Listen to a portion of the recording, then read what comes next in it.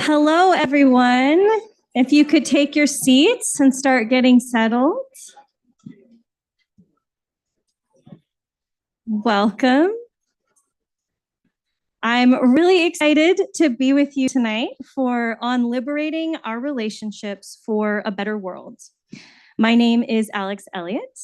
I am the Director of Experience and Events here at California Institute of Integral Studies, which, if you don't know, is a nonprofit university in San Francisco.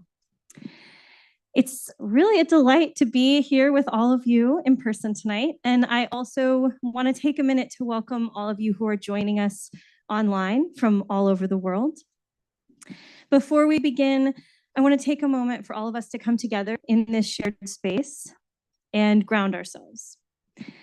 While we may be joining from different places all over the planet, as a representative of CIIS, I want to begin by acknowledging our debt and gratitude to the Ramaytush Ohlone, who are the original peoples and continual caretakers of what is now known as San Francisco, which is where we all are in person tonight. CIIS's campus is located on the traditional unceded lands of the Ramaytush Ohlone, which they call Yelamu. As many of you know, acknowledgements like these are a single small step towards being in deeper connection and relationship with Indigenous tribes and communities in our own community. And my acknowledgement does not begin to recognize all of the native lands, languages, and territories where you might be watching from right now, or where you all live and work every day. Since acknowledgements mean very little without action, I invite you to take a moment now to commit to learn more about the Native communities near you, and importantly, to support their work. I know we're all really eager to get to the conversation, but before we begin, I have a few more things to share that will help us all enjoy our time together tonight. We are going to be having a live Q&A after the conversation this evening. You can submit your questions at any time. If you're online, you can use our anonymous web form, which is linked in the event description just below this video. And if you are here in the room, you may have seen a little half sheet of paper with a QR code on it.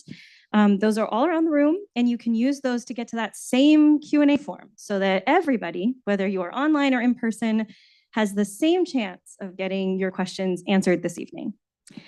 Questions that are submitted on the form are going to be passed on to the presenters later this evening, and we will try to get through as many as we have time for. You're in the room and you don't have a smart device with you, or you would prefer to submit your question on a card, we do have cards, and you can grab one or raise your hand and Lauren will help get you one as we get closer to Q&A. For those of you online, chat is enabled for this event, as you may have noticed, but please note it is not being moderated and our presenters obviously cannot see the chat at all. If you choose to participate in chat, please be respectful and avoid language that could be offensive or insensitive to others. And remember that you can turn chat off at any time, and we encourage you to do so if you find that it negatively impacts your experience in any way. Now, let me first introduce our presenters, Dean and Targol, and then we will get right to their conversation. Dean Spade has been working in movements for queer and trans liberation, anti-militarism, and police and prison abolition for the past 25 years. He is the author of Normal Life, Administrative Violence, Critical Trans Politics, and the Limits of Law, and Mutual Aid, Building Solidarity During This Crisis and the Next.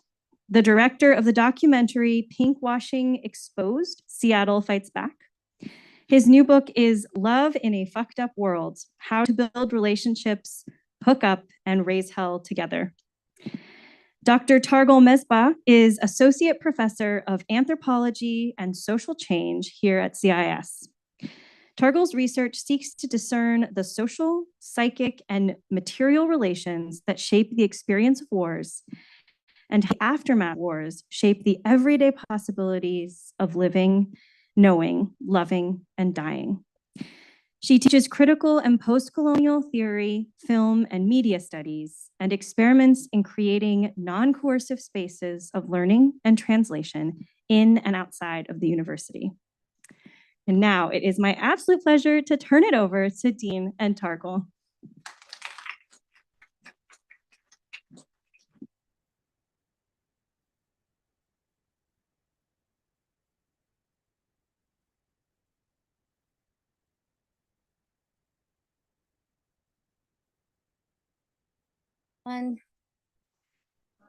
How's it going? Super excited to be here. I have known Dean for quite a few years, but we've never actually met in person until today. So it's also really special for me. And I've been following your work for a long time, normal life. And I'm a student of your work. And I'm so glad that we have a chance to have this conversation together. Yeah. And you went ahead and wrote a book called Love in a Fucked Up World, which is fantastic. And I wanted to, staying true to the topic for today, thinking about liberation and liberating our relationships, to think about the way that you have anchored your critique of capitalist modes of relating to each other through this idea of the romance myth, right? It's primarily as a way to think about romantic or intimate relationships, but it has reverberations across all our relationships. And so I thought maybe I would just sort of begin there and move through the different ways in which you have broken this down for us to think about in different contexts. So maybe we can start with you sharing a little bit about the romance myth. Yeah, totally. So happy to be here. So grateful to the interpreters and Alex and Grace and everybody who's making this happen. And so fun to see what the Bay Area brings out. You all are extremely gorgeous. Yeah, the romance myth, for me, this idea, which I feel like I learned from second wave feminists. I remember the moment I was in like a feminist archive in 1990 something, and I found this image from a 70s maybe feminist newspaper or something, and it was like two straight people, very conventionally attractive, walking through Central Park holding hands, like the image of romance, like in autumn, and then they had like pie faces, and it was like done with collage, and it said something like "fuck the romance myth" or something. I've never been able to find it again. If anyone is a better researcher than me, which pretty much anybody would be, that idea, like that this whole thing, because I'd already kind of knew something as a feminist about like the beauty myth, some ideas about like, like it's pretty heavy that we our lives are so thoroughly regulated by like the marital family norms and marital law and all of that, and that the way that works for us psychically is a story about how you're like going to be miserable and unhappy unless you have this certain kind of relationship. It's the most important kind of relationship you can have. If you don't have it, there's something wrong with you. There's a kind of scarcity idea, like if you don't, like you compete for people with others for the best, partners, and that there's all these like, you should use wealth and whiteness and able-bodiedness and things like that to decide who's worthy or valuable, and if you're not desired enough, you're bad, and that like all of that makes us treat each other terribly, like we're shopping for each other, and it also makes us like ditch our friends when we get a new date and ditch our political projects and get into really isolating relationships that are very dangerous. And it's very profound, right? Like we're more likely to be hurt or killed by people we're in those relationships with than anybody else. So it's like it's a serious kind of danger. Or just to like be in relationships that are really dead and really stultifying of our creativity and our wildness, and of course like a society like this needs to contain the feralness of our sexuality and our desires to connect and share inside something as self-hating and kind of damaging as the romance myth. So for me, it's been helpful to identify that. And also in the book, I talk a little bit about like the romance cycle. Like most people are familiar with this, you first meet someone, and this could be a friend or a group or anything, and you're like, this thing is amazing, has the answers, I finally found someone like me, or these people understand me, I'm finally gonna have a political community. And you kind of selectively don't notice the things that are not aligned with that, and you kind of have these projections, and then later when those people disappoint you, the projections can be kind of proportional to how overblown it was, how great you thought they were, and then you got to tear them down. And so that cycle, going through that with dates, with friends, with roommates, with political groups, can really cause a lot of damage, because then I'm like going through my community, like tearing down other people, needing other people to hate them, or tearing down groups I was in that I was in love with 5 minutes ago.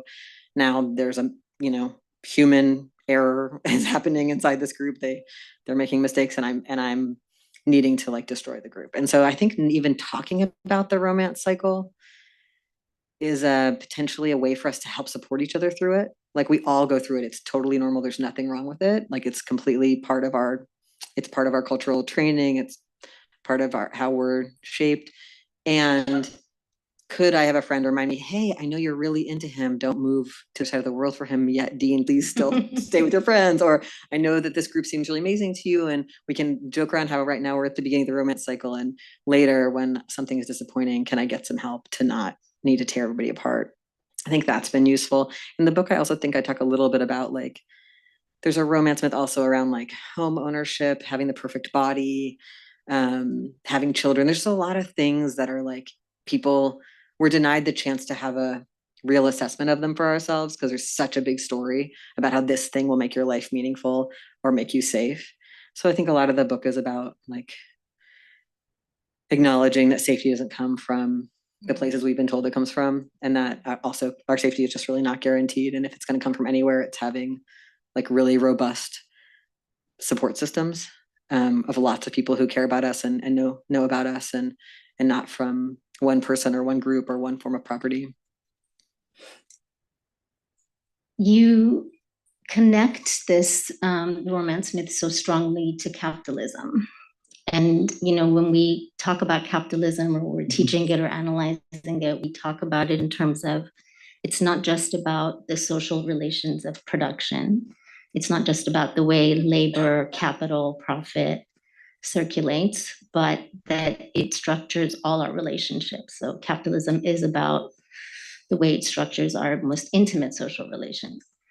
But we don't have a really great system of going beyond, or way of going beyond that, other than acknowledging it. So I think this is one of the reasons I really loved reading this book, for the ways that you open up our way of being able to talk about how our social relations are connected to these ideas around private property ownership, competition, and then sort of have us reflect on this. But then you wrote a kind of anti-self-help, which is not an easy thing. Glad you think so. Yeah. Sorry.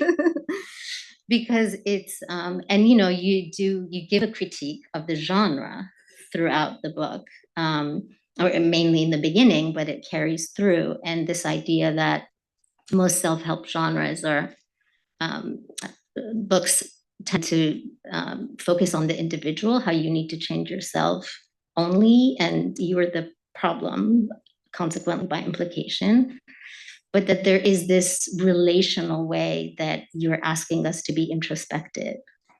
That is the way I think about it, sort of rescuing the notion of the self from the concept of the individual, which is a very capitalist, neoliberal notion of relating to the self. But we can talk about the self without having to have recourse to this very individualized idea of how we live in the world.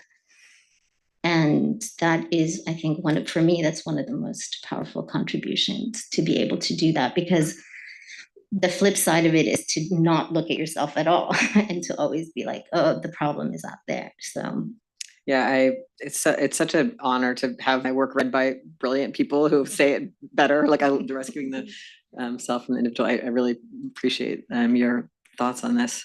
Yeah, I mean, it's, the self-help genre is like so terrible. It's all about, pretending that we're having these problems, not in any context of white supremacy and capitalism and ableism. It's like, it's so hard. And yet I've like religiously read those books my entire life because I'm over here suffering, and so it's like, how do you, like somebody needs a self-help book real bad.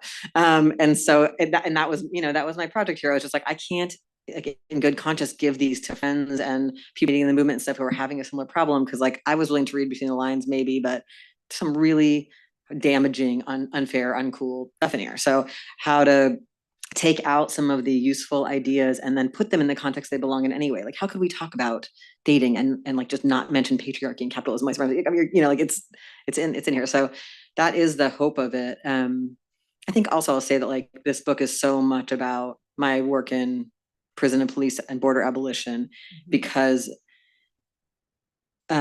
what it looks like to do that work in the day-to-day is to stop seeking safety from the cops, from the border, from, you know, like, right, like that system tells us that like safety is going to come from some institution, something that's armed and out there and strangers, you know what I mean? And we say, no, like safety comes from us. Like what's a good safety plan for getting us all to the bar tonight, or to, you know what I mean? Like it's very like, what's immediately actually safe, instead of these fantasies of safety through outside. And I think that's the other piece, like that's never individual. I cannot individually keep myself safe, and I'm not kept safe by these ideas that I'll be safe through US imperialism or whatever being done in my name. And so then really the only way to find safety is through connection and belonging and relationship.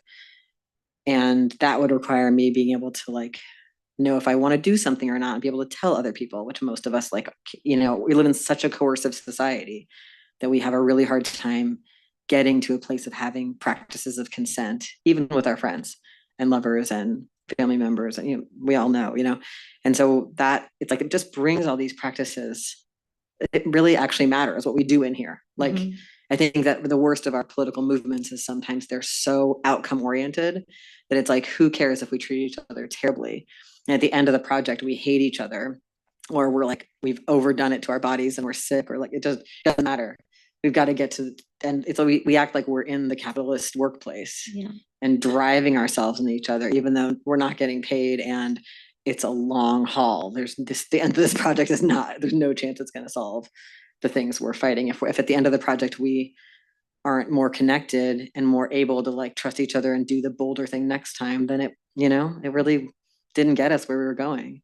And that level of collectivity is something I think we're taught to still be in denial about, and just be like, at the end of the project, I want to say I did this, or, you know, there's a lot of individualism even in how people relate to the politics, which again, it's like, no shame, no blame. We're all in that together. What would it look like to try to practice something else together as we do stuff, you know? I also really appreciate that there's the tracking of these reactions, and then there's this non-judgmental approach, because what you're doing is you're helping us link it to these larger cultural patterns that we've internalized or we repeat unwittingly sometimes, most of the time. So that's super helpful. And in relationship to movement work, some of the patterns that you identify in intimate relationships sort of carry over, many of them, to sort of the extreme reactions or the kinds of projection we have when we're doing movement work or resistance. And we talk about sort of definitions in a little bit, but I was wondering if you could say a little bit about this highly polarized reactions that we have, or relationships that we have, like the sort of overinvestment and then the betrayal, that sort of also not only in an intimate relationship, but in movement work or when we're working in different collectives. Yeah. I mean, on the one hand, I want to say that I think that friendship has been the most liberated space in my life. Like that, like compared to like dating relationships, you know, family of origin or childhood caregivers, work relationships, like friendship has been the place where there's like more likely to be more consent, where I really actually feel like people, like we're each, like we want the best for the other one more than to control the other one. You know, there's less threatened by your friends being different from you maybe than you are by your lover being different from you, or your child or your sibling. You know, there's something, I think it's because in our society, we're told that like, you're born into some natal family or you have caregivers or whatever, and then you're supposed to just like get married and graduate to the next one. And there's this brief period of adolescence where friendship is sort of tolerated, but friendship like doesn't matter and who cares. And because it's like less interest to that system of control, it tends to be more liberated. Like we actually, I don't know, I feel like the best feedback I've ever gotten to that I actually listened to was from friends, you know, like that kind of like some kind of ability. So I say that because I think that people joining resistance work is a chance to have a lot of that kind of relationship. Like a lot of people in your life, you know, instead of just had most people's lives that just have like too few connections that are supportive. Like there's just lots of, you know, research about our loneliness and how a lot of people like don't have any friends besides their lover or their blood family, or don't have any at all. And so no one to take care of them when they're sick, or like these things that we all need. So I do feel like the movement is a place to get that. And we show up in those spaces with all the same baggage, like you're saying, like, you know, I think that for some people, probably the stuff in the book that's about childhood shaping will feel the most unpleasant and unfamiliar because it sounds, you know, more psychology-ish, but it's just really deep how like, if you spent your childhood like having to appease everybody to get by, then you're going to show up in any other group and do the same thing. Or if you spent your childhood, like, you know, actually I thought about this recently, like the difference between people, just to draw an extreme picture, like people I know who like appeased a lot to get what they needed in childhood and had to kind of give up a certain level of dignity to keep belonging and connection and safety. And then people I know who ran away really young and gave up belonging and connection to keep their dignity. And both of those are beautiful, reasonable, traumatizing choices. And everybody made some set of choices like that.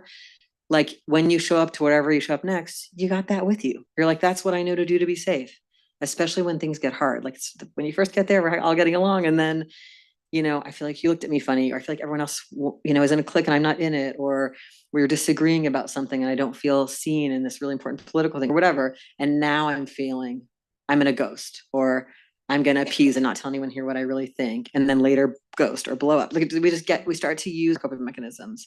And so it's helpful to be like, when I'm here in the group, what's happening that is maybe historical? That do I kind of feel like this person's like my sister, or do I kind of feel like this person's acting like my dad, or do I kind of feel like this was like what it was like when school and I was the only one with my identity in the class, or, you know, just is this bringing up some of that stuff? And that's not blaming ourselves. It's just being like, I want to respond to this reality now. And it's I think that's what I'm trying in the book. What I was trying to do is like, the self-help genre makes you feel like you're fucked up and there's something wrong with you if you have baggage. Well, it's 100% of people are traumatized by this society, and we all don't cope with it the same. And then we can get in these reactive patterns where we have kind of matching, you know, I push too hard and you back away or whatever, you know, we get into some matching dynamics with people that can really go far and become horrible. And all of us have been there. And so trying to just be like, we're all here in this. One thing I will say about this book, my worst fear is that people will like use it to diagnose others and weaponize it. Yeah. Because that's what we're all doing with everything. And someone asked me in an interview, why didn't I mention the term toxic masculinity in the book? And I really had to think about it because, of course, toxic masculinity exists. But I realized that toxic masculinity is a kind of term you use like in a group or within another to like motivate somebody to look at change. But when you go inside to deal with your behavior, it's not labeled toxic masculinity inside. It's labeled like neglect of my parent, fear of abandonment. Do you know what I mean? The book is for us to use on ourselves and with our close friends, where you could have that kind of like, hey, this is coming up, or hey, I know you're newly in love, please stay, you know, whatever, where you actually have the relationship to kind of have that. But it's not really meant to be used. That's the non-gentleness is really trying to help us all not turn this into a, well, I was at the meeting and you were having a fear of engulfment. And so you know what I mean? Like that's not working out very well for us. Yeah. I'm thinking about in the context of movement work, and when we have these, you call them big feelings, right? And how one of the things I've been really thinking about is how do we have a space where we can have a critical reflection in the context of doing resistance work. Again, we can define that a little bit. In a way that allows us to be able to have engage more deeply in the kind of analysis that we need to at this moment, because I find that sometimes those big feelings, either the feelings themselves or are trying to mitigate them, then we're either too harsh or we don't sort of have our critique because we don't want to hurt someone's feelings, but actually a lot might be at stake in certain contexts, and how we can have a kind of conversation, or what are the mechanisms for being able to do that in the collective in a way that is, that's not hurting our movement. I'm not sure if I said that. Yeah, clearly. I understand exactly. I mean, I think one thing I've been trying to think about, I'm interested in conflict prevention, like, or what we do to have conflicts come out when it's smaller, not wait until it's huge, like, because most of us just don't give each other any feedback, and then we blow up or ghost, and then, that's the pattern. And, or we talk behind people's backs and gossip. And so then people feel like everyone's against them, and they kind of are. And then we take sides, and then we, the beautiful work that we're trying to do is harder to do. And so I've been thinking about, one thing for me, like the tools that are in the second half of the mutual aid book, a lot of them are like that. Like there's a tool about like qualities of group culture. And the idea is that you would sit around with the group and talk about these qualities of group culture. We're punctual, we celebrate well, we rush each other. There's things that are kind of aspirational and things that are kind of hard. And you would just have this open conversation about like, oh yeah, I think we're kind of like this. I wish we were more like this. Or I was once in a group that did this, or maybe this would help us become like this. Instead of that conversation not starting until I'm accusing you. Because, can we make these things just like lighter topics? Oh, all groups have tendencies. Like I've been in groups where there's a tendency, there's a thing I often use as an example, like in groups, sometimes people who are really security oriented, and they want to make sure that we don't have cops in here, whatever, and they are less likely to let people in. And then there's people like me who are like, let's bring everyone. I'll give everybody the keys to the cash box the minute they walk in. And somewhere in there is wisdom. You know what I mean? But it's a lot easier if I know I'm like that. Like I'll have a conversation with people I'm staying with, like tonight, Dean, don't just invite everyone to stay over who you meet tonight. Like, you know what I mean? Like, just like, right. Like I need help with the security aspect, and other people need help, making the group open enough. And like, if we can just lightly identify those tendencies instead of it being like, that person's so fucked up there, and then have a whole political rationale about why, maybe add on some identity stuff, like this is what we do. So that, there's like another chart, like qualities of mutual aid groups versus qualities of like charity. It's just like a chance to be like, let's just have a conversation about this instead of accusing each other when we something that is a hard point of difference about how we're going to do something, because we're doing like impossible work. It's so like, I think stuff like that. Like I've also been thinking about, I haven't done this in a group, but what if you had a thing you said at the beginning and end of every meeting that acknowledged that we will make mistakes, that it's okay to make mistakes in public, that we believe it's possible to forgive people and to apologize, that we're all like agreeing that we're open to trying that. So that if you've never been in any group that has that culture, which most of us haven't, because that's not how our culture is, you just even be getting that idea in the room.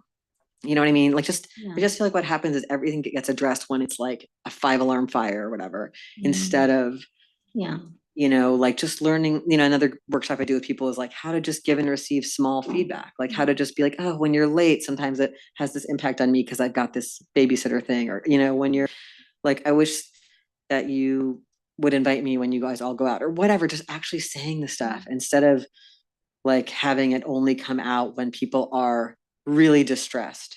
And the experience of saying something like that to someone and then having them actually listen to you and not be defensive builds so much trust in that person and in all people. Like it really can repair, because most of us have never had good situations where we could give feedback and be heard. Like that's just not how families, jobs, school, none of it.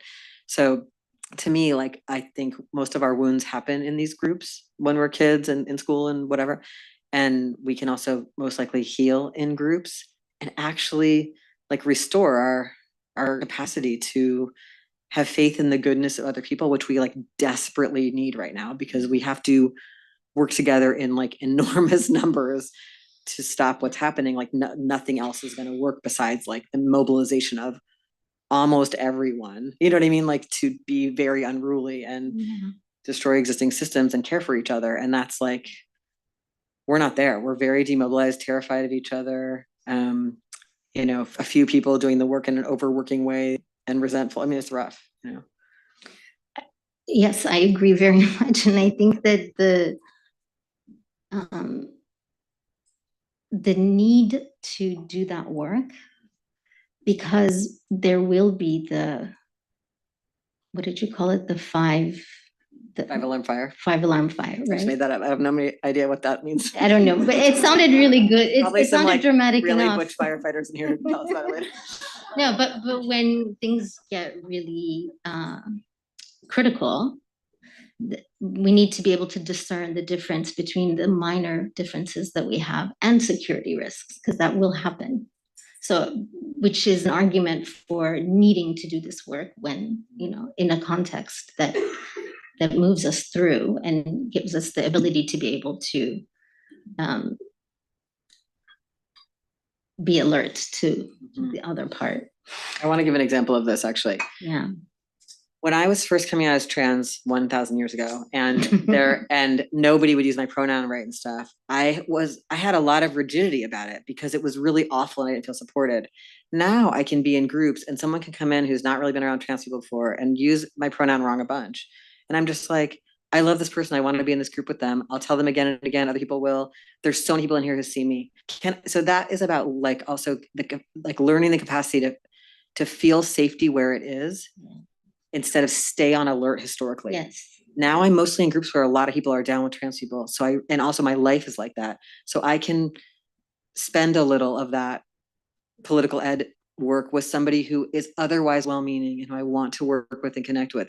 We have to welcome a lot of new people who don't know a lot of things about how we want to treat each other in our movements. We've all been that person a million times, still are being it. So like, that's just an example of how like my internal emotional work about finding out that I have a support system might make me better at welcoming new people. Nobody has to do that, but like, it'd be great if more of us tried. You know what I mean? Yeah. One of the things you said a little while ago about the fact that we all make mistakes and sort of normalizing that. There's a quote by Silvia Rivera Cusicanqui, an Aymaran anarchist feminist, in her last book, where she's talking about this problem of nobody likes to change nobody talks about how they used to think a certain way, but then they shifted their thinking, or that, you know, they can change their analysis, and that she would go around for a while.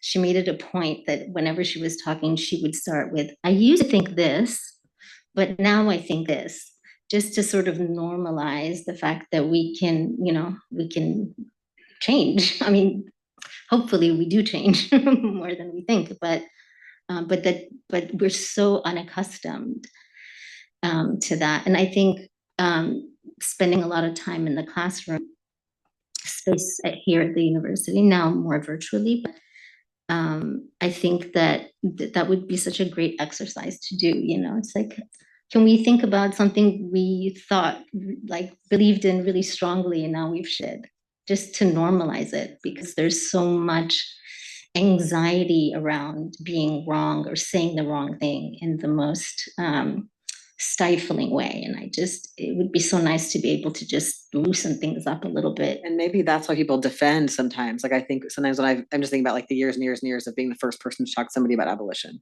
And, you know, a lot of people are like, whoa, when they first hear that idea, maybe not as much now, but it used to be. And like that moment might be partly just needing to adjust and open to this new idea, but also it could be like, I'm embarrassed that, you know what I mean? There can be like, it's like, could we just take all the shame out of learning in public or learning in a conversation with another person? Just like, oh, well, cool. Tell me more about your idea, you know? Yeah. Another connection I was thinking about when you're talking about friendship, the importance of friendship. There's this concept of friendship in the Kurdish freedom movement that Nazan Ustunduk writes about, which is the Kurdish freedom movement, the women's movement especially. There is kind of a sense of I wouldn't say it's I don't know if it's a strong interdiction, but definitely romantic relationships are not encouraged at all, right? And as in a lot of movements, I think historically that's been the case. But she talks about this idea of friendship, of what friendship means in movement. And she talks about it in terms of a structural relationship to the movement. And so there's a kind of depersonalization of it, but it's not about, and this is why I thought we could talk about definitions of like, what do we mean by movements? What do we mean by resistance? Because in this context, it's about a commitment to an ethical relationship to the defense of life, and not some sort of loyalty to a central dogma, you know, but that this idea of depersonalizing it in a way that's connected to some set of commitments, ethical commitments, you know, that are about relationships in general and life relations in general.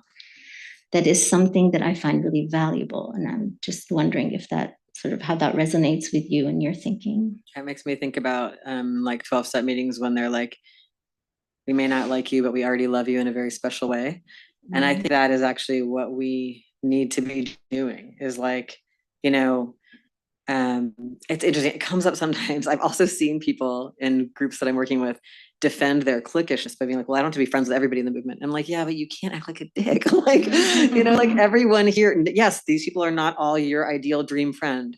Like so many people I know who I love the most, who I met in movements, we wouldn't have gotten along because I talk really fast and they talk really slow, but we figured it out. And now we're like, oh my God, there's so much here. You know what I mean? That's just like one, things like that really do turn people off from each other, or different subcultural norms, or just whatever, you know, really different ages.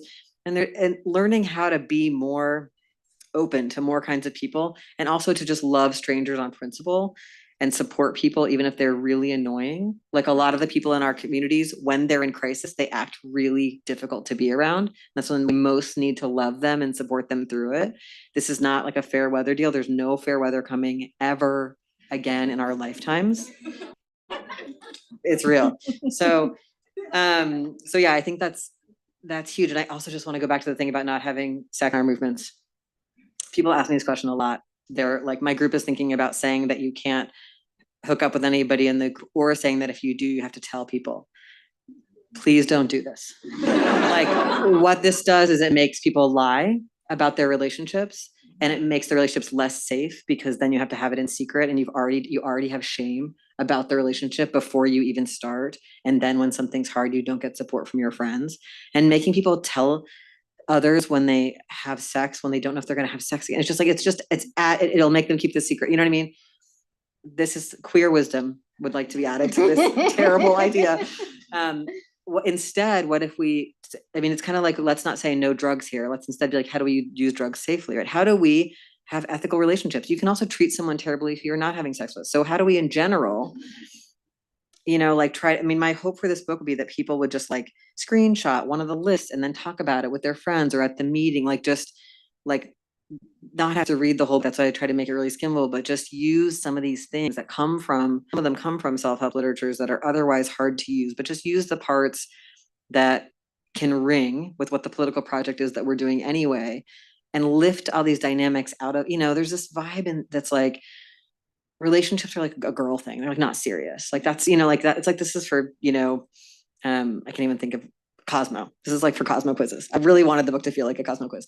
But I don't know if that's still a reference culturally, but anyway, you know, there's a kind of feeling that's like, and then, you know, feminism is like the personal is political. Like how you do anything is how you do everything. If people are treating each other badly in this group, and the only thing our movements are made of is groups of people who do or don't stick together, do or don't take the next really bold action that requires even more trust, we're fucked. You know what I mean? So how to be like, this is serious. And there's like relatively light ways to bring up ways of having principled engagement with each other in the group. There's ways to be like tools around feedback, tools around communication, values around not campaigning against others in the group, values around getting support when you're in a conflict. Like there's things like that, values around making mistakes in public. There's things like that that could make it easier. That would, if groups, what I find over the years is like groups only come and ask for support around conflict when the conflict is already pitched.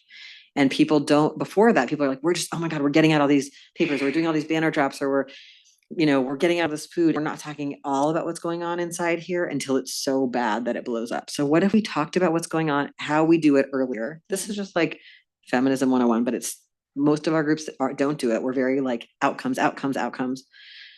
If we talked about the group dynamics earlier, if we did things to welcome people, if we tried to create social dynamics that were supportive, that let people be who they really are and have trouble and need support and all that, then I don't think the conflicts would get as pitched, and we wouldn't have, I mean, I would love for someone to confirm or deny this, but I have this feeling from my 25 years of doing this stuff that most people in US movements that I've been part of do something when they're youngish. They do something once, some organizing. They have a really hard conflict. They feel burnt out by the unresolved conflict. They leave the movement, and then they never organize again, but they talk about organizing and it's a political identity, but they're not doing stuff, so this is not sustainable way to have our movements. We need people to stick around. It is rough out here. There's not enough people doing anything. Like every kind of mutual aid, we need like hundreds and hundreds more of every one of those in every neighborhood. Like how many elders are there that aren't being checked on? How many children are not being supported? How many people are not having what they need? And so we have to have people be able to stay. And if people are mostly leaving because of unresolved conflict in groups, like that is a really big emergency to me. And yet we're just like, no, if we could just come up with the right strategy. It's like, if this is not a strategy, like, you know what I mean? We all know the problems and we know a lot of what needs to be done, but there's a kind of like top-down mentality about how we're gonna solve everything that doesn't care about kind of just every ordinary person in all of our movement groups is vitally important. And all the ones who have not joined are extremely important. And I think the conflict, most of the time, they're emotional. Yeah. They're actually not ideological. I mean, they can be, but I think that what happens is they get hijacked by the emotional, and then you can't actually ever have like a real conversation about the meaty stuff. Yeah. Because we're so hijacked by the emotional aspect of it.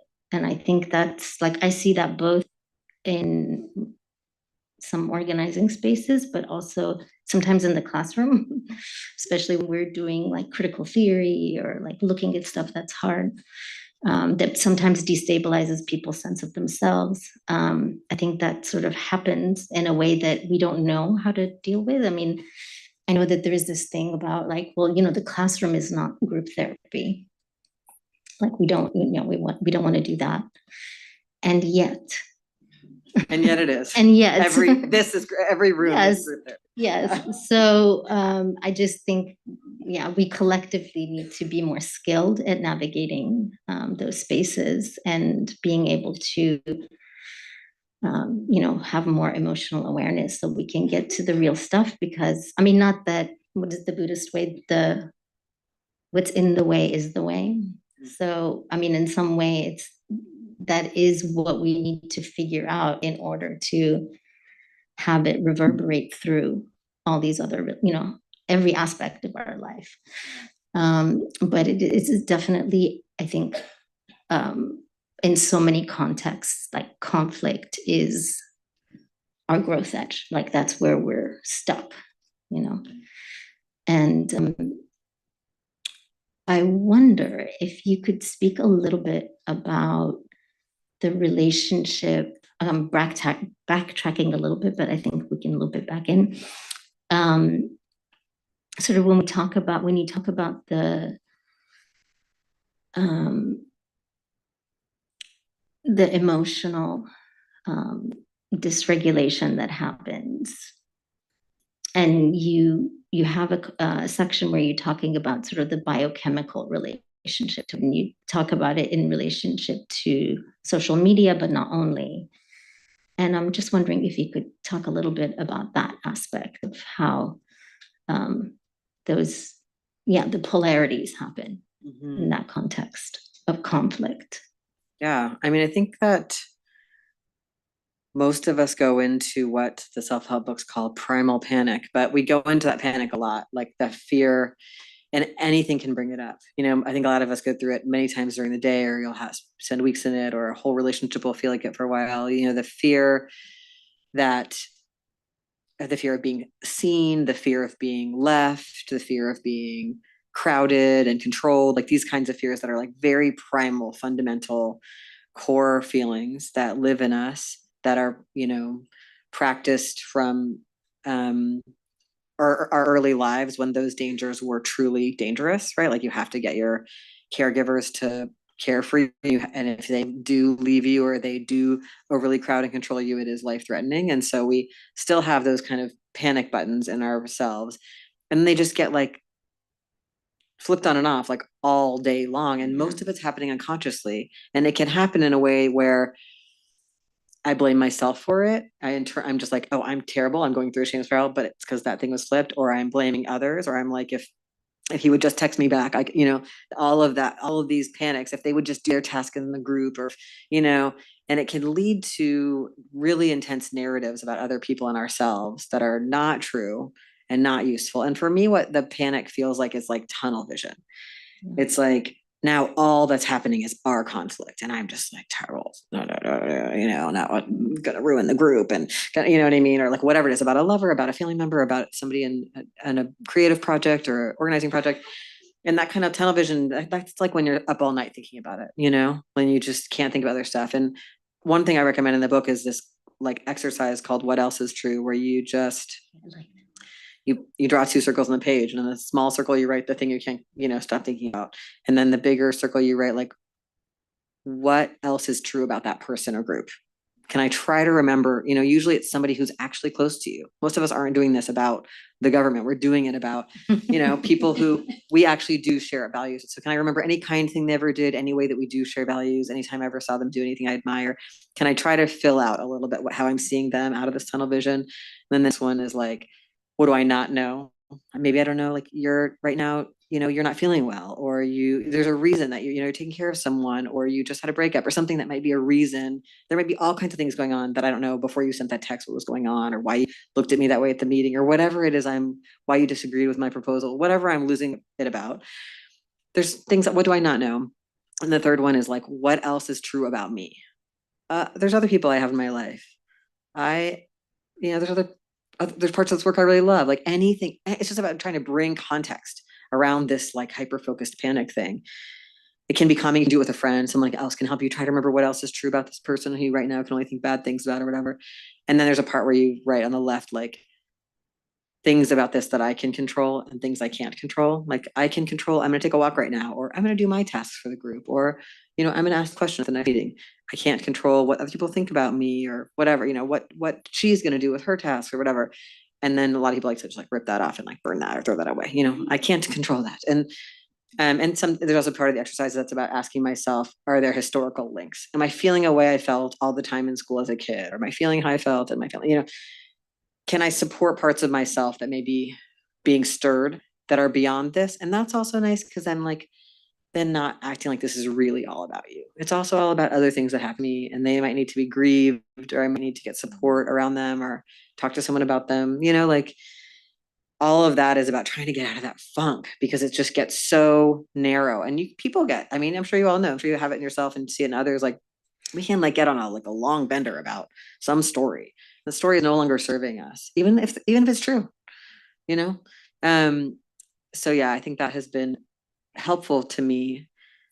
I also want to say something about the classroom piece. Like I was just thinking about, us trying to teach radical ideas in our classrooms, and like, of course, those ideas should be like upsetting, enlivening. Like my students go through a whole grieving process about the United States and what it is, about the law, about what they thought they were going to do with their lives. And I'm like, over here raining on their parade, being like, a lawsuit won't save your community. Shit. It's a big loss. They're doing some really hard, unpleasant things to try to get that degree. Yeah. Their family's counting on, you know what I mean? Right. Actually, we're in an apocalypse, I'm laying down some unpleasant truths. And that, I just told my students yesterday that a coup was happening. They didn't know it was really intense. Some of them didn't know. Anyway, and I'm like, we're taught to act like the classroom is this like purely intellectual and also professional space. And it's like, No, I'm a facilitator of a group process, and I've decided to bring, I'm choosing to bring these ideas in here that are about like racism, colonial, like it's gonna stir us all up. It implicates us all. It implicates the worst things that have happened to us and our families and our ancestors and are happening, in front of us right now, all around the world. It's just like, and there's no skill building for teachers or about that, and then it's the same thing in our movement spaces. People act like it's a business or a nonprofit. We're all gonna act professional, or you know what I mean? Like, she's like, no, this is a space for like sacred work, trying to heal impossible conditions. And so it could just like, what would it be like if we thought, oh wow, we're not quite skilled enough yet, how will we build those skills together? Not like that it's bad about us, but just that it's like part of our aspiration. Just like we study radical histories, we'd also study these questions about group dynamics and emotions. In the book, you referenced the resistance. And I'm like, I want to know how Dean's defining the resistance. I really struggle with this language in the book, of course. I tried to write this book more easy to read than anything I've ever written before. I really wanted to ideally be read by young people if possible, and just a lot of people hate to read right now, totally fine. I just want to meet people wherever they are. We're making a podcast about it in case people hate to read. So I struggled with, I wanted to, I could really go into language deeply here, but so like I'm in a process of deciding to not use the term left to include things that I'm part of, because I'm an anarchist, and I think that the left mostly means, wow, I can't believe I'm saying this on TV. Say it. I need to play you a series of voice memos that my friend Peter Gelder left me to help me understand this, because I've been really struggling with this, and he really is like knows everything. But essentially that the consistent process in many different historical moments is that a lot of anti-state people are part of resistance, and also are people who want to take over the state. And that in the, as those processes go forward, if they gain any traction, and to the people who want to take over the state, like often like outright assassinate the people who are anti-state, or they do other things like just kind of like co-opt the energy of the entire movement, take credit for it, and like use it to build an electoral system. Even inside like 2020, you can see this, like there's a lot of people out there burning cop cars, but then there's people who are like building a political platform on it to become city council members and then raise the police budget the following year. That kind of thing. So, that is this kind of like dynamic. In particular, I'm interested in how this is in local movements I'm part of. And I think the term left often does the work of erasing the difference between anti-state resistance work and resistance work that wants to like be part of those institutions. And so, I used the word resistance. I felt more active. I also use the word movements to some degree, but I find that my students don't know what that word means at all. It's very loosely used in our culture. People will use the word movements to describe like a single organization. Like, it's very confusing. And so I wanted to capture, I think what we should be doing right now is direct action and mutual aid. That comes in lots of different formats and sizes. And so I wanted to use a word that suggested like active engagement. And then I use a lot of examples in the book, like, sabotaging pipelines or burning cop cars or feeding people, or, I also wanted the book to be read by people who are maybe like waking up because of distress about their own personal lives, which I think is the way a lot of us do wake up, and then going to a self-help book about love, and then like hearing more stories about stuff people do who are involved in resistance with others, like helping people cross over towards that, who are getting like good radical ideas from social media and from their own distress. That makes a lot of sense. How those terms land for you. Well, yes, I also have a stumbling over the word left more and more. And but a reference point that's been really helpful is the Zapatista movement, who makes a distinction between the left from above and the left from below. So the left from above is sort of kind of integrated into the state system, and the left from below is not, is trying to create, just build the other world, build autonomy outside of the state and outside of capitalism. And maybe this is like the really, we have to dig deep for the gift of this moment, but that is the realization on a much larger scale that the state is not the place to seek our liberation in any way, but that we need to be building our own sort of autonomous projects and mutual aid projects. This is my big question, right? Because this happens to some degree the last time Trump was elected too, but it's more this time, right? You could just like, yeah, it's a no-go. There's no way to beg our way out of this. There's no way to convince. Great. Maybe everyone will realize liberalism is dead and whatever. I mean, sadly, it's alive, but that liberalism should die. And then at the same time, the Democrats and liberals regroup during this time. They're like, civil liberties, we're going to fight for them. You know, they're like, it just moves the bar even further to the right for their project. So it's like, I feel like it's a battle. It really reminds me of this thing where that Ruthie and Craig Gilmore wrote in an essay they wrote years ago in that book, Policing the Planet, where they said that like over and over again in the history of the US, the police have been delegitimized during various movements. But what usually happens afterwards so far is that they expand. So they are delegitimized and they're like, now we're gonna have women police, we're gonna have police of color, and we're gonna have police who are homeless outreach workers, and we're gonna have police who stop rape or whatever, you know, like all these ridiculous, right? They actually get bigger when they're delegitimized. And I think it's a similar kind of moment. It's like, does this help people be like, you can't avail yourselves of this government now, so let's actually fight like hell and care for each other as intensely as possible to survive? Or is everyone just like, I'm waiting even harder to vote. I'm even more invested in any Democrat, no matter how genocidal. You know what I mean? Wow, they're going to give us a person with that kind of identity who's going to, you know, destroy the planet. You know what I mean? I don't know. We are like in a real battle right now. I mean, I think that the best thing to do is to demonstrate that direct action and mutual aid work. Yeah. Like that is what helps, is when people actually experience and see and have that move from that disempowerment of waiting for elites to solve problems to being like, I can be part of this. And I was welcomed here. And there was a different framework around why I was having this shitty experience. And, you know, like, instead of, I'm going to just wait for and hope the ACLU sues them good and hope that, you know, that somebody better runs next time, you know, and until then, watch it all burn and have my neighbors be deported and imprisoned, you know, like, so that's, I think we're at a pivotal moment. Yeah. You recently did a podcast on Mutual Aid 101. Is that true? I saw some, but I haven't watched it yet. But can you talk a little bit about the work that you're doing in the domain of mutual aid and how you're framing it and how you're trying to get more folks plugged in? Yeah, there's been a lot of renewed interest in mutual aid. I think because of recent storms and fires, more people are reading the book Mutual Aid again, and I've been doing more of these kind of bigger workshops.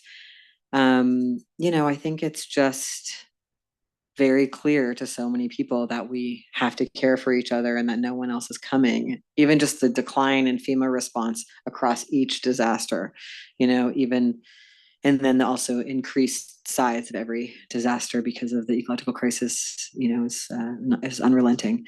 And I think people are like, oh, it is hard to work in groups. How do we do it? What are the common problems that come up? What are common stumbling blocks that actually lots of people have tried stuff?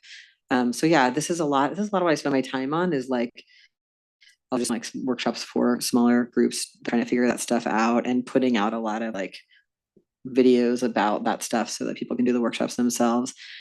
Because I do think that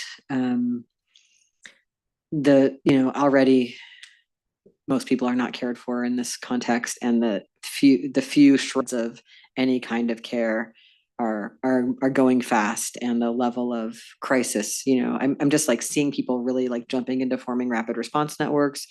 I've heard people talking about like this, like ICE chasing, like when you see ICE vehicles, then you and all your friends follow the ICE vehicles all day, like really smart forms of community defense and mutual aid that people are trying. I think lots of people working on how to get each other abortions and trans healthcare and other things that are falling away, are being attacked. And so figuring out how to not reinvent the wheel with like, how do we make decisions in the group, and how do we form a group culture that's sustaining, and how do we let new people in but also keep security around things that we're doing that are more risky, you know, like it seems like, and I hope a lot of people are turning towards, there's just like so many resources in the anarchist world on, like Crime Think, or It's Going Down, or it's all these, the anarchist library. There's just so much out there that's free and like really well organized, and a lot of it has graphics. There's just so much good stuff right now about how to do risky things, how to build security, how to do things in groups. I hope that people are finding those resources. Yeah. Well, I think the sort of the move from mutual aid, your book on mutual aid, to this one, it seems it tracks. Like, I mean, I'm thinking about this moment where there's so much fear all the time. I mean, it's intensifying, and it's not new, but it's getting more and more intense. And I think sort of having the tools, you call it the nuts and bolts, is really, really helpful to sort of navigate this way of doing the work so that we can do the work.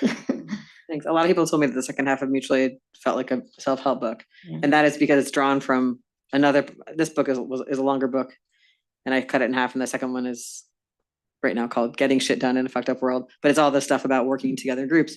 And so it's literally, the second half of Mutual Aid is literally self-help. We were going to finish by reading this poem together. I also just want to say, the main thing is isolation. The more people we all know and meet who are doing different things, the better. This is a room full of like really interesting people. I would invite you all to actually just meet each other. I just changed the vibe, and now we're all like, it's totally cool to walk up to a stranger. Try it. Okay. So this is a poem called Life Chant by Diane DePrima. It's from, I think, 1973. It's an excerpt.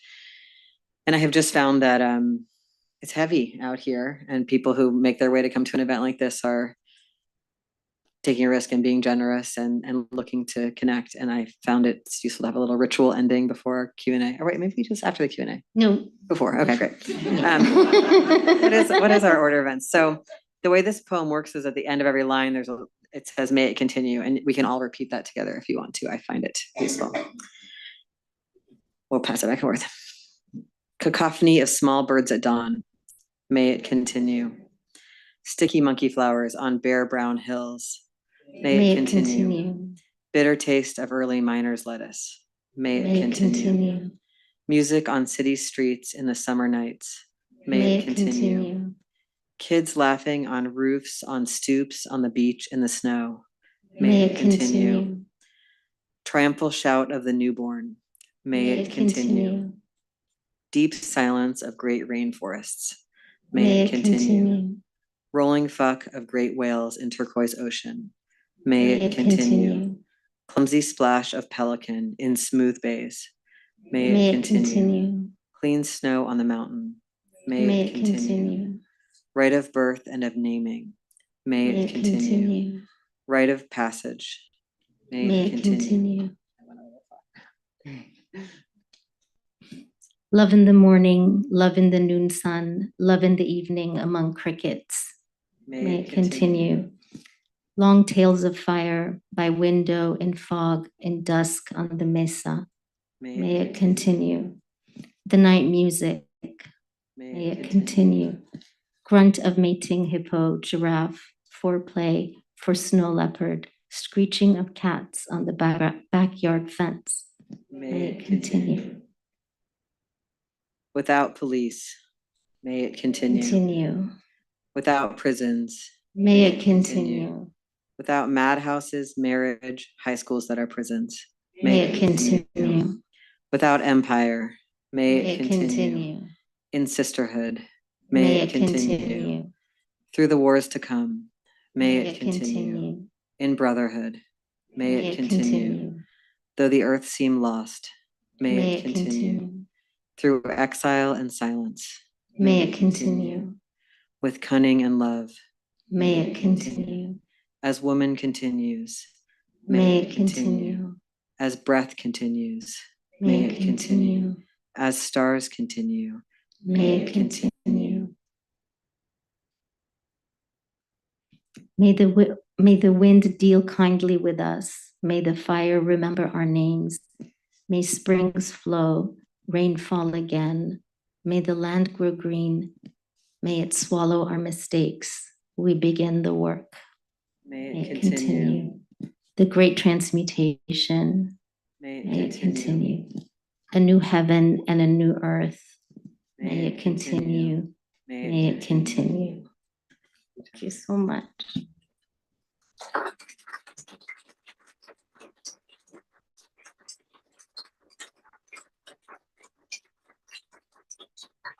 And have a Q&A.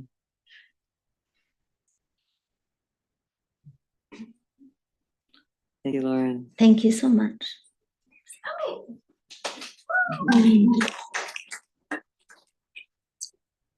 A question from Andrew.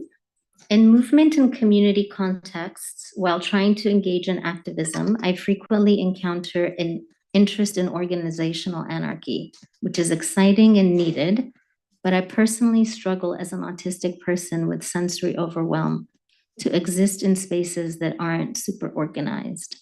Do you have any thoughts on the practical intersection of accessibility vis-a-vis anarchy? In my experience, anarchists are the most interested in infrastructure, even though the rumor is that we're disorganized. Like in my experience, the question of how to do things without centralized authority or bosses is like the question anarchists are working so hard on. So the spaces that I've been in that have had some of the smartest access approaches have been anarchist spaces where people really take it upon ourselves to be like, this isn't coming from on high. It's not about following some law. It's about what the people here really need. Yeah. And then how we can all make it happen with whatever resources we have. And that can include really good structures. Like it could include, this is what works best for people around here with noise or light or, you know, how we make decisions and make sure everyone can stay in the mix or, you know, whatever it is that so many things that get in the way for people when there's some kind of standardized way that it's done that's like based on the majority, which is like, you know, the lie of liberalism, you know, we don't live in majority rule, we live in the rule of a tiny number of elites, but the story. Yeah. And then the thing people often reproduce in groups when they are reproducing liberalism is something where it's like, we're going to vote. And like, if you didn't get your way, then too bad. It's like people aren't going to stick around in unpaid work when no one listens to them because they weren't in the majority. And this often leads to very inaccessible spaces. So I think it's a question of like really caring about the ways the group is moving together. And there's so many ways to get there. That's the cool anarchist part of it. There's not just one way to do it. But it is about like finding people to work with who want to be creative and care about access. And then also this question has come up a lot at my events because I've been having this, you know, masked tour and asking venues where usually there's not masks to do that. And most of us have not been to all masked events in a long time. And so people have been asking me a lot of questions about like the frustrations they're having with like lack of COVID safety in the movement spaces they're in. And the hard thing is like, we just have to try to influence each other. There's no top down way to get anything except for oppression and domination. So it's really hard to be like, okay. And I've been just so moved everywhere I've been going on my book tour. I've been working with mask blocks and clean air clubs. And these people are just like showing up at every event in their communities that can with information about COVID, with masks, often with Narcan, with Plan B, you know, just this big picture thinking about harm reduction and well-being for all of us. And some people showed up with a bunch of estrogen at one of my events. So it was really fun. Yeah, so just thinking about like, how it's hard that we have to be relentless even with each other in a loving way, like, hey, let's make this space better for us all, but no one's going to deliver it from anywhere. So we've got to think of it all as like, how do I have enough people with me to you know, have the energy to keep pushing for this thing kind of endlessly. And that's a bummer. And also we can get creative with it. I mean, I think a lot of being in the resistance and call it is that just like having to repeat ourselves our entire lives endlessly and find an energy for that. Like how many times have I had that abolition conversation with somebody where they were like, what about the rapist? What about the serial killer? You know, and just being like, I love this idea. I love the person I'm talking to, even though I don't know them. I want them to have a chance to feel more liberated. I want to learn what they have to say about it and what I'm missing. Here I am for it. You know, like how do we all, and you're a teacher too, like, you know, just say the same ideas. Like the first time someone encounters a critique of colonialism, it's like beautiful and exciting. And you've been there before, you know, and it's like we all get to choose to just endlessly share the possibility of liberation with each other, even though it's, I mean, it's always new, but also, you know, something we're doing over and over. Thank you. A question from the audience. I live in community and we're having issues where some people are having a hard time and are challenging to live with, and other people don't have the capacity to work through all the conflict. It feels too hard and not important enough when it's early, and even harder when it's become more ingrained. I want to find ways for us to support each other and work through conflict, but everyone says they're burned out and don't have capacity to do the work. How do you feel about asking people to leave a community when the community doesn't have capacity to work through conflict with them? What else could we do? Mm-hmm. One thing I'll say is that I think more people identify as burned out than ever and younger. Like almost everybody I meet who's in their late teens and early 20s identifies as burned out. That's really scary. You know, and I think they're talking about something real.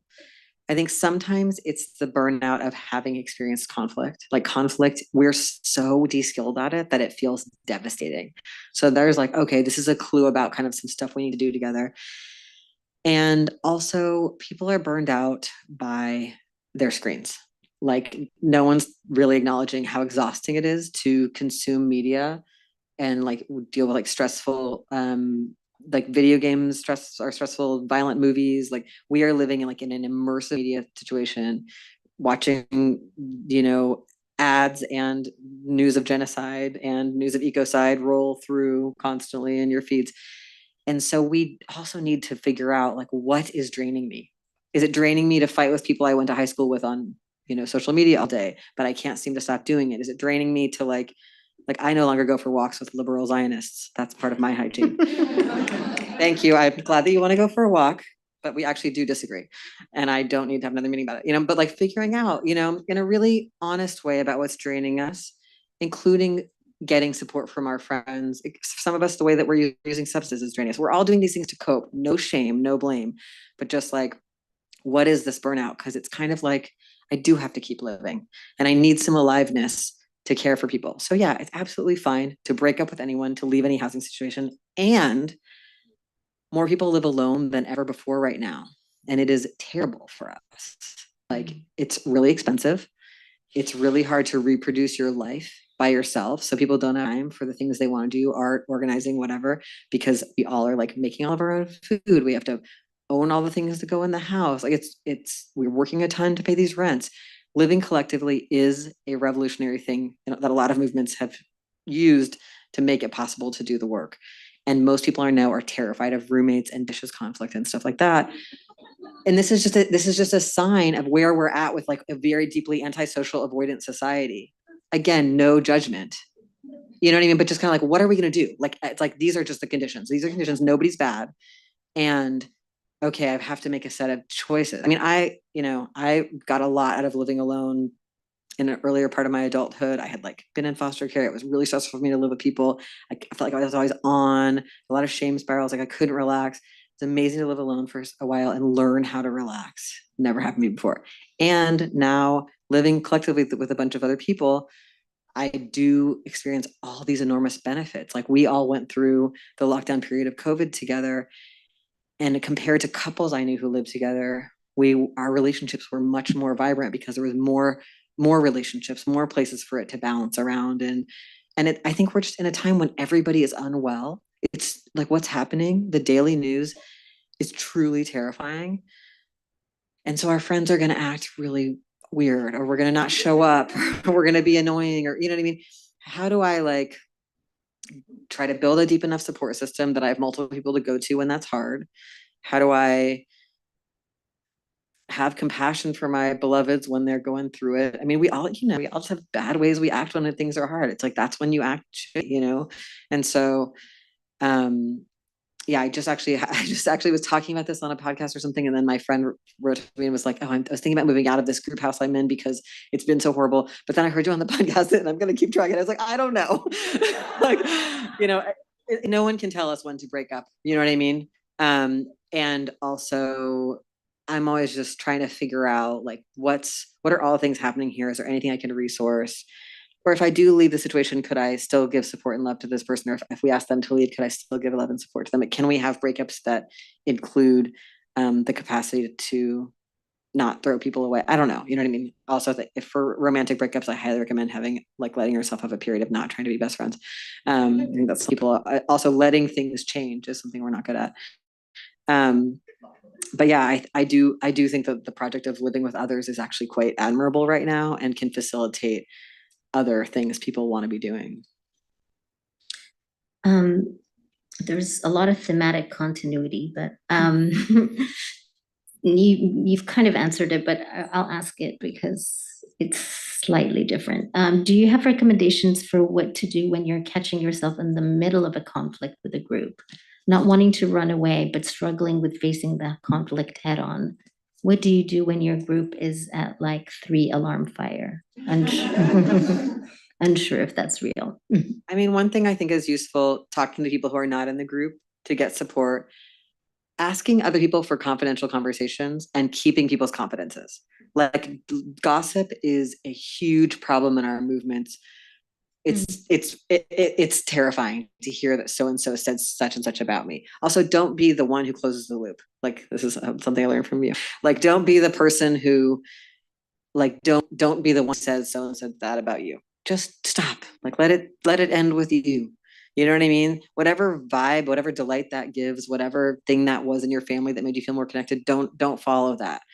Like, we need to find ways to have confidentiality. That is helpful. And to figure out, like, what do I need to do to ground before I go into the next meeting with everybody or what do we need to do together? Do we want to do a go round around like some question that we all have some shared values around?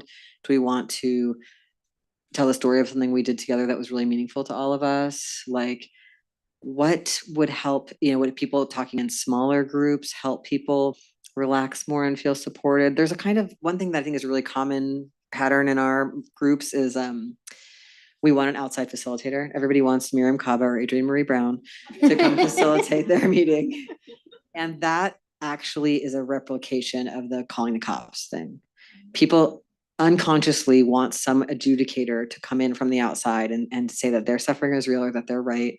Nothing wrong with having that feeling, but the best thing is for us to actually learn how to work with other people that we're connected with and not need a stranger, whether we are seeing that person as a cop or mommy or whatever those, kind of like projections, like no one can rescue us from, and conflict, it could be tolerable. And whatever my worst story is about this person probably isn't the whole story.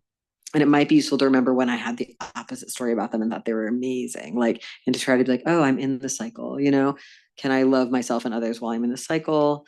I mean, I think every situation is different, but I think this is a lot of this book is just about like, wow, we feel really big feelings. When we feel them, we mostly don't know we feel them. We're just like, now you're the worst. Now I'm the worst. What if I'm like, oh, I'm having a big feeling. Let's wait and not press send on that message. Let's like, what do I, you know what I mean? Like, I'm having a big feeling. Oh, I'm scared. I'm scared. And not like stop being scared, but just like, I'm scared. Just what is happening now?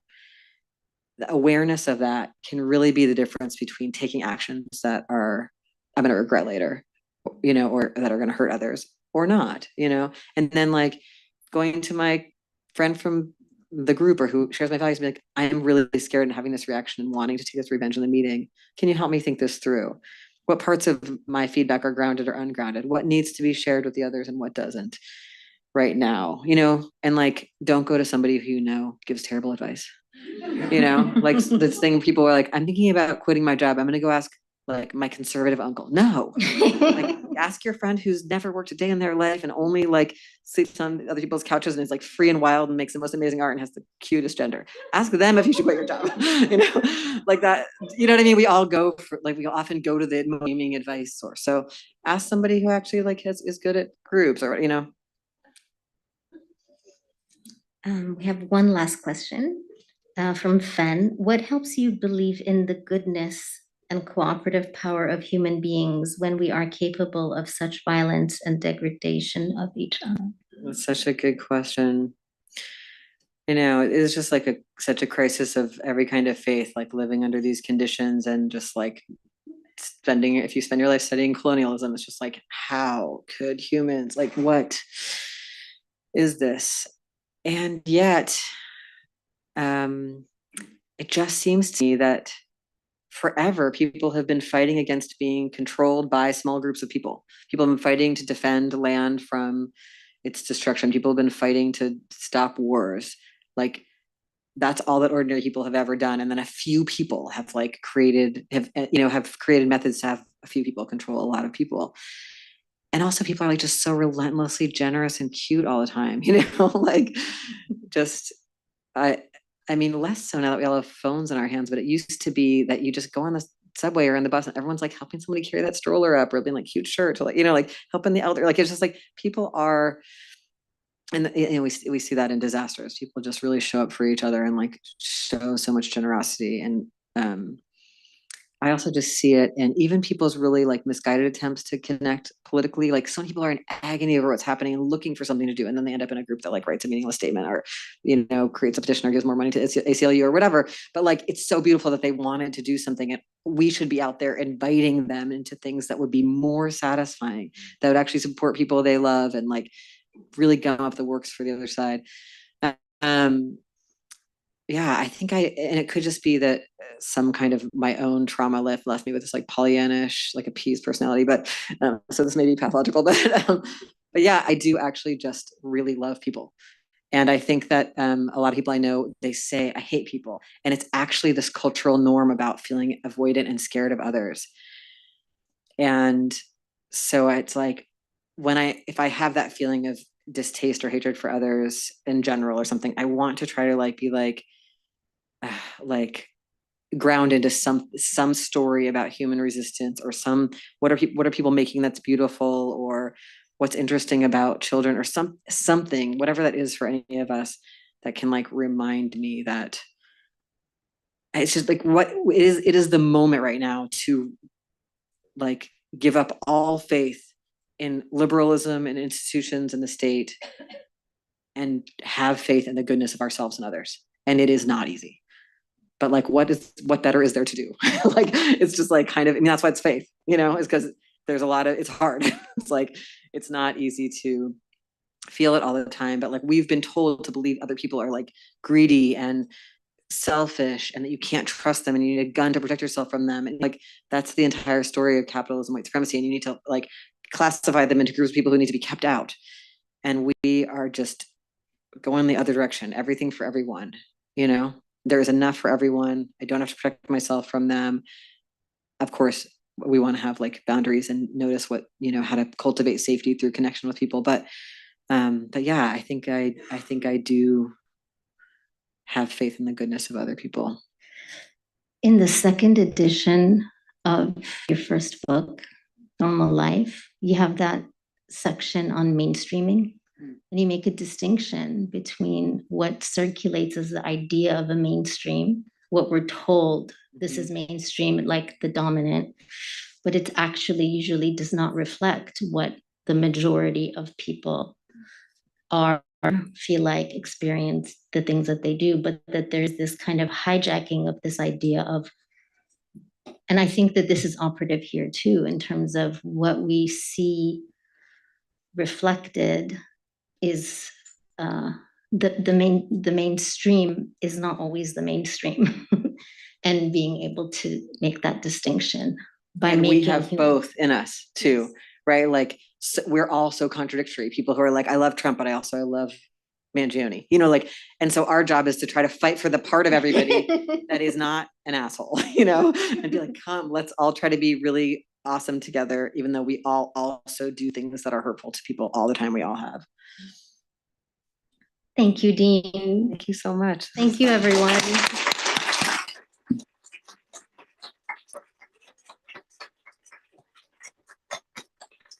I'm gonna go sign books at that table back there, and I've got some stickers to give out, and there's some zines, and so I'll be back there.